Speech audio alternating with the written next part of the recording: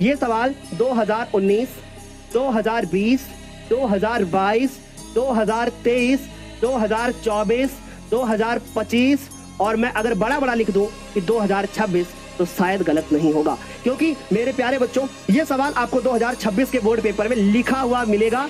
और मैं बार बार बोल रहा हूं ये सवाल तुम्हें 2026 के पेपर में मिलेगा, चाहे 4 नंबर का मिले चाहे 2 नंबर का मिले, लेकिन आपको 100% मैं लिख के दे सकता हूं ये सवाल तुम्हें मिलेगा।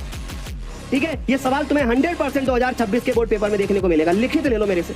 ठीक, अब मैं ये क्यों बता रहा हूं, क्योंकि ये सवाल है ही ऐसा बच्चों। चलो अब जरा मेरी बात को थोड़ा सा गौर से सुनना और गौर से देखना। ठीक, लिखा है कि √2 एक अपरिमेय संख्या है, हमें इसको प्रूव करके दिखाना है।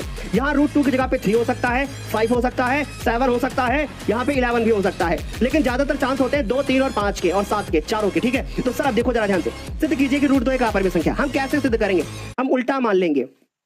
हम लिखेंगे कि माना, बहुत ध्यान से सुनना, हम लिखेंगे कि माना √2 एक परिमेय संख्या है। अब सुनिएगा ये सवाल बहुत इंपॉर्टेंट है। माना √2 एक परिमेय संख्या है, मैं उल्टा मान लूंगा, मैं मान लूंगा कि यह एक परिमेय संख्या है। और अब सुनिए, अगर कोई भी संख्या परिमेय संख्या होती है तो मैं उसको a/b रूप में लिख सकता हूं। बोलो क्या यहां तक सारे बच्चों को समझ में आ गया? अब एक बच्चा लगातार जो है बोलता चला जा रहा है मेरा नाम ले लो, मेरा नाम ले लो, और घूर रहा है मुझे, है ना।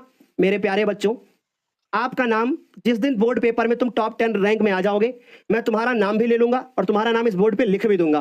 ठीक, आरी बात समझ में? अभी चुपचाप पढ़ाई करो। √2 बराबर a/b है, फिर क्या लिखेंगे, वरना नाम लेने में हमें कोई दिक्कत नहीं है। सर जहां पर b क्या है, b ≠ = 0, ये नहीं लिखोगे नंबर कट जाएगा। दूसरी बात, a और b ये दोनों सहअभाज्य संख्या हैं, ये भी लिखना जरूरी है। ठीक, ये भी लिखना जरूरी है कि a व b कैसी संख्याएं हैं? सर ये दोनों सहअभाज्य संख्याएं हैं।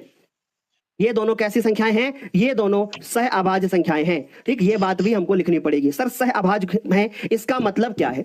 सहअभाज्य है इसका मतलब क्या है? इसका मतलब है कि ये दोनों संख्याएं जो आप देख रहे हो, इनका उभयनिष्ठ जो गुणनखंड होता है वो 1 होता है, यानी इनका मासा 1 होगा। कोई ऐसी दुनिया की संख्या नहीं है जो इन दोनों को डिवाइड कर दे। ठीक, तो सर हम समझ गए। अब हम इसको यहां लेकर के आते हैं। तो सर अगर यहां लाएंगे तो आ जाएगा √2 और फिर b हो जाएगा और बराबर में a हो जाएगा। ठीक, अब इसके बाद मैं दोनों पक्षों का वर्ग कर दूंगा। सुनते रहिएगा, क्या कर दूंगा? दोनों पक्षों का वर्ग। सर ऐसा क्यों कर रहे हो आप? ताकि ये अंडर रूट हट जाए, ये रूट हट जाए दोनों पक्षों का वर्ग करने पर, ये वर्गमूल का चिन्ह ताकि हट जाए। सुनिए, अब हमने वर्ग कर दिया तो सर यहां पर आ जाएगा √2b, इसका स्क्वायर हो जाएगा। ठीक, और ये a हो जाएगा। चलो मैं इसके बाद आपको पूरा जो क्वेश्चन है वो बढ़िया माइंड मैप के साथ बता दूंगा। तो सर इसको देखो, यहां पर 2 आ गया, ये हो गया हमारे पास b² और सर ये हो गया हमारे पास a²। सर 2 को नीचे ले जाओ तो सर b